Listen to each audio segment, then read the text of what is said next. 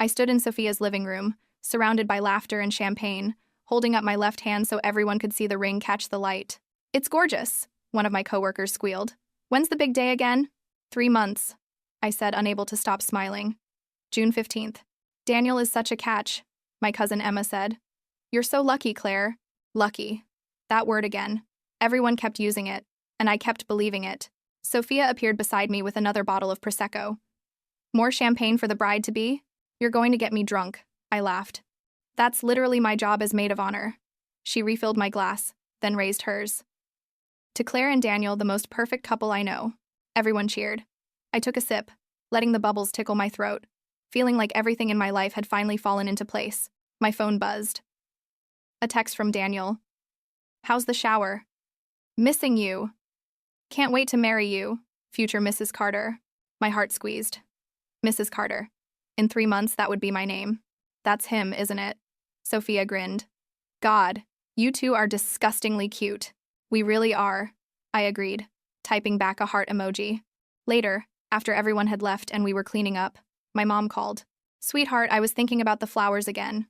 "Mom, we already decided on peonies." "I know, but roses are more traditional." "Mom," she sighed, "I just want everything to be perfect for you." "It will be," I promised. "Everything's already perfect." And I meant it. At 28, I had the career, the apartment. I had no idea that in 2 weeks, I'd destroy it all. Miami was supposed to be fun. Sophia had planned everything: beachfront hotel, VIP club access, matching robes that said Bride Tribe in gold letters. But sitting on the hotel balcony our second night, watching the ocean, I felt something I couldn't name. Restless. Trapped. Maybe. "You've been quiet," Sophia said, joining me with 2 drinks. "What's wrong?" "Nothing. Just thinking." "About?" I shrugged. "Daniel wants to buy a house in the suburbs right after the wedding, near his parents. And you don't want that?" "I don't know what I want." The words tumbled out before I could stop them. "Is that terrible?" "I love him. I do. But everything's happening so fast. And sometimes I feel like I'm just going through the motions of someone else's life." Sophia squeezed my hand. Cold feet. Totally normal. "Is it? Claire, you're marrying the best guy in the world. This feeling will pass." I wanted to believe her. At the club that night, everything was too loud, too bright, too much. My friends were dancing, taking shots, celebrating me and my future. And I felt like I was suffocating. "Need some air?" a voice said behind me. I turned. He was tall, dark hair, dangerous smile. Everything Daniel wasn't. "Yeah," I heard myself say. "I really do." His name was Ryan. He was from California, in Miami for a conference. And he looked at me like I was the most interesting person in the room. Not someone's future wife. Not someone with responsibilities and a 5-year plan. Just me. We talked outside. We drank more. We laughed. "You're getting married?" he asked, noticing my ring. "In 3 months." "Lucky guy." "That's what everyone keeps saying." "You don't sound convinced." "I am. I love him. I stopped, unsure how to finish. "Just what?" "I don't know who I am outside of being his fiancé anymore." Ryan moved closer. "Want to find out?" I should have said no. Should have walked away. Called Daniel. Gone back to the hotel. Instead, I kissed him. One thing led to another, and suddenly we were in his hotel room, and I was making the worst decision of my life. The morning light felt like judgment. Ryan was still asleep, and I stared at the ceiling, my stomach churning with horror at what I'd done. My phone showed 3 missed calls from Sophia and a text from Daniel. "Good morning, beautiful. Can't wait to see you tomorrow. Love you so much." I was going to be sick. I grabbed my clothes, dressed in silence, and left without looking back. On the plane home, I made a decision. No one would ever know. It happened before the wedding, so technically, it didn't count. Right? I'd bury it deep, marry Daniel, and spend the rest of my life making it up to him without him ever knowing there was anything to make up for. It was just one night, one mistake. It didn't count. 2 weeks of lying to Daniel's face felt like dying slowly. We were addressing wedding invitations at my apartment when Sophia noticed. "You seem distant lately," she said carefully. "Everything okay?" "Just stressed. There's so much to do." "Wedding jitters?" "Yeah, probably." She squeezed my hand. "You and Daniel are going to be so happy. You're lucky to have found him." That word again. Lucky. It felt like a knife. Daniel came home that evening with takeout and wine. Thought we could use a break from wedding planning. he said, kissing my forehead. We ate on the couch, his arm around me. And he told me about his day at the architecture firm, about the new project he was excited about the honeymoon destinations he'd been researching. I was thinking Santorini, he said. You've always wanted to go. That sounds perfect. I want everything to be perfect for you. He pulled me closer. I can't believe I get to marry you in 2.5 months. The guilt was suffocating. Daniel. Yeah? Tell him. Just tell him. I love you, I said instead. I love you too, future Mrs. Carter. That night, alone in the bathroom while he slept, I almost told him, almost confessed everything. But the thought of his face, his hurt, his disappointment, I couldn't do it. So I climbed into bed beside him, and I lied with my silence. 1 week before the wedding, my phone buzzed with a message from an unknown number. I opened it, and my world stopped. It was a photo of me and Ryan, kissing outside the Miami club.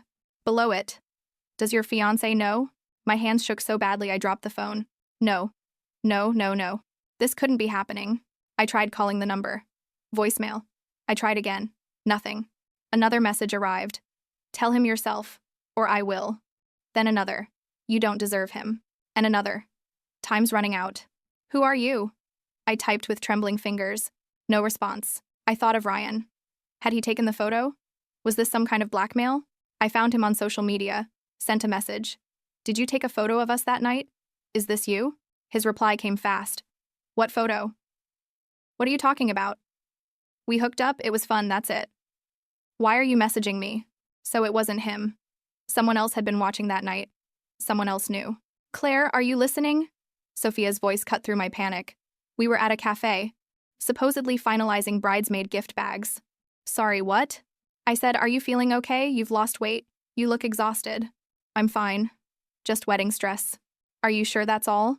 Yes, I snapped, then immediately felt terrible. Sorry, it's a lot. She studied me with concern. If something's wrong, you can tell me. But I couldn't. I couldn't tell anyone. My mother called that evening. The florist needs final confirmation. The caterer has questions about the menu, and Daniel's parents want to take you both to dinner tomorrow night. Mom, I can't think about this right now. Claire Marie, what is wrong with you? Your wedding is in 5 days. 5 days. The messages kept coming. Last chance. He deserves to know the truth. You're running out of time. I was at my office, staring at my computer screen, when Daniel called. Can you come home? His voice was different. Empty. I'm working. Now, Claire, we need to talk. My heart stopped. About what? Just come home. The drive back felt like driving toward the edge of a cliff. Daniel sat on our couch, phone in hand, not looking at me. Daniel? My voice cracked. He raised his eyes, and what I saw there destroyed me. Disappointment, betrayal, pain. How long? He asked quietly. How long what? Don't. His voice hardened. Don't insult me by pretending. He held up his phone. The photo, the messages, all of it. Someone had sent them to him. I can explain. Explain what? His voice broke. Explain how you cheated on me? How you were going to marry me without ever telling me? It was a mistake. Tears streamed down my face. One night. It meant nothing. A mistake? He stood, his whole body shaking. A mistake is forgetting to buy milk. Sleeping with someone else is a choice. You chose this. Daniel, please. Who was he? It doesn't matter. Who was he? I flinched at his shout. I'd never heard him yell. Some guy from the club in Miami. Ryan. I don't even know his last name. It was nothing. Nothing. He laughed bitterly. You threw away 3 years for nothing? Our future? Our wedding? I reached for him. He stepped back like I was poison. Don't touch me. I'm sorry, I sobbed. I'm so sorry. I love you. Please, we can fix this. Fix this? He looked at me like I was a stranger. You want to know what the worst part is? It's not the cheating. It's that you lied. You were going to stand in front of everyone we love and promise to be faithful and honest, and you'd already broken that promise. You were going to let me marry you without knowing. His words cut deeper than any scream could have. I was scared. I whispered. I didn't want to lose you. Well, congratulations, he said coldly. You lost me anyway. He walked toward the bedroom. Daniel, wait. I'm staying at my parents'. I'll get my things tomorrow. Please don't go. But he was already gone. The door closed with a finality that echoed through the empty apartment. I collapsed on the floor and sobbed until I couldn't breathe. Daniel's mother called the next morning. How could you? Her voice was thick with tears. How could you do this to my son? I'm sorry. Sorry? Do you have any idea what you've done to him? He's devastated. We all welcomed you into our family, and you betrayed him. She hung up. My mother was next. How could you be so foolish? That boy loved you, and you threw it away for what? I had no answer. Sophia came over that night. I'd finally told her everything. I need you to be honest, she said, sitting across from me. Did you actually love him? Yes. Then why? I don't know. I felt trapped, maybe. Scared. Daniel is so good. So perfect. And I started feeling like I wasn't good enough. Like I didn't deserve that stability. So you sabotaged it, Sophia said flatly. You proved yourself right. Her words stung. Maybe I did. Jesus, Claire. She shook her head. Do you realize what you've done? Not just to Daniel. To yourself. To everyone who believed in you. Word spread fast. Daniel's friends unfollowed me. Mutual friends took sides, his side. Someone posted on social media. Some people don't appreciate what they have until it's gone. Karma's real. 127 likes. I knew it was about me. The anonymous messages started again, but different this time. You deserve this. Everyone knows what you are. Hope it was worth it. I wanted to disappear. Leave the city. Change my name. But I was stuck in a lease I couldn't afford alone. In an apartment full of memories of the life I'd destroyed. 2 weeks later, I saw her at a coffee shop. Amanda. Daniel's ex-girlfriend. She walked up with a satisfied smile. Claire, right? Amanda. I kept my voice flat. Just checking how you're doing. Must be hard, losing Daniel like that. And I knew. It was you. I stood, fury replacing numbness. You sent those messages. You told Daniel. She didn't even deny it. I did. And I'd do it again. Why? You took him from me, she hissed. We were supposed to get back together. Then you came along and suddenly I didn't exist. You broke up with him. I made a mistake. But I realized I loved him too late. He'd already found perfect Claire with her perfect life. She leaned closer. I was in Miami with friends. I saw you with that guy.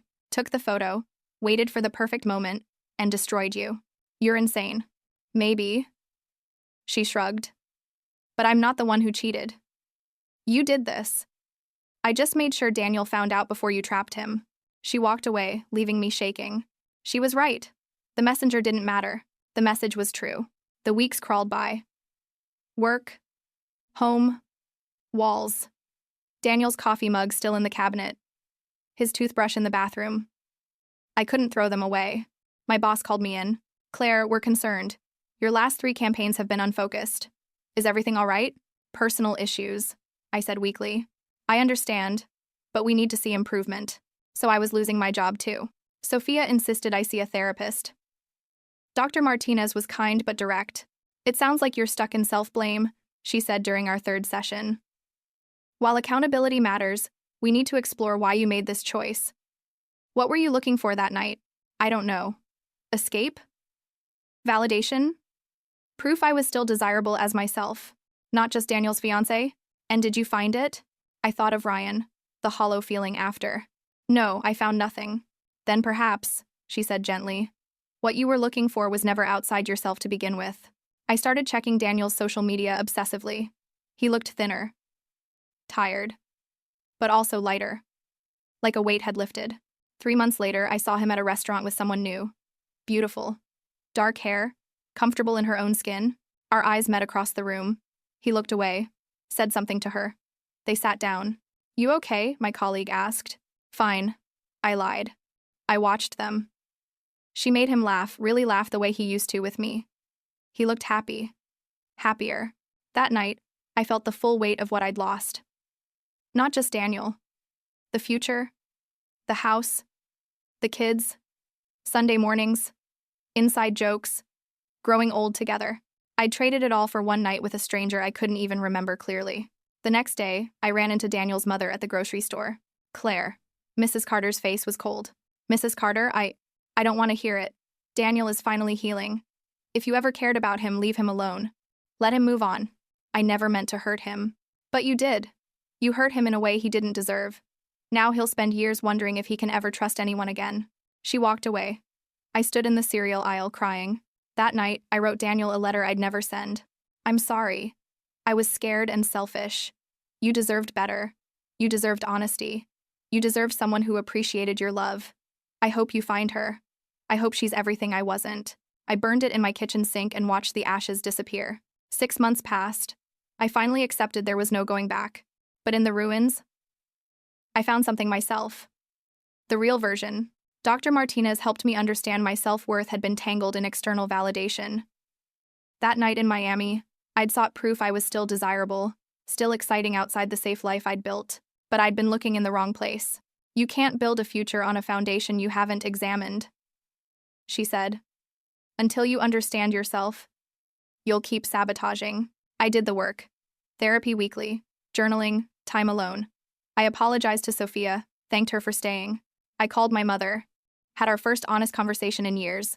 I was so focused on being perfect, I admitted, that I never learned to be real. When commitment got scary, I panicked. So you ran? My mother said, understanding in her eyes. Yeah, in the worst way. 8 months later, I saw it. Daniel's engagement announcement on social media. The woman from the restaurant. Beach photo, simple ring. Genuine joy. It hurt, but underneath genuine happiness for him, he deserved this. Someone who wouldn't betray him. I typed, "Congratulations, I'm happy for you," then deleted it. He didn't need to hear from me. I looked around my apartment. Repainted, rearranged. Mine now. Not the life I'd planned, but maybe, finally, a life I could actually live. Epilogue. A year later. At Sophia's wedding, I finally understood what I'd lost and gained. I'd spent a year on the hardest work of my life, learning to forgive myself while holding myself accountable. One decision didn't define me, but it changed me. I was different now. More careful. Honest. Aware of my patterns. I'd been promoted. Rebuilt my relationship with my mother. Even dated a little. After the ceremony, I stepped outside and checked my phone. A message from an unknown number. "Claire? It's Daniel. I hope you're well. I got married last month. I'm happy. I hope you are too. I've forgiven you, and I hope you've forgiven yourself. We both deserved better than how things ended, but I'm grateful for where it led me. Hope you find what you're looking for. Take care." I read it 3 times. Not regret tears, release tears. He'd moved on. Found happiness. Given me permission to do the same. I typed back, "Thank you. Congratulations on your marriage. You deserve all the happiness. I'm working on forgiving myself. It's a process, but I'm getting there. I'm happy for you, truly." I hit send. Then breathed the cool evening air. The past would always be there. A scar. A lesson. A reminder. But it wasn't my whole story anymore. I was writing new chapters now. And this time, I was being honest about every word. The end.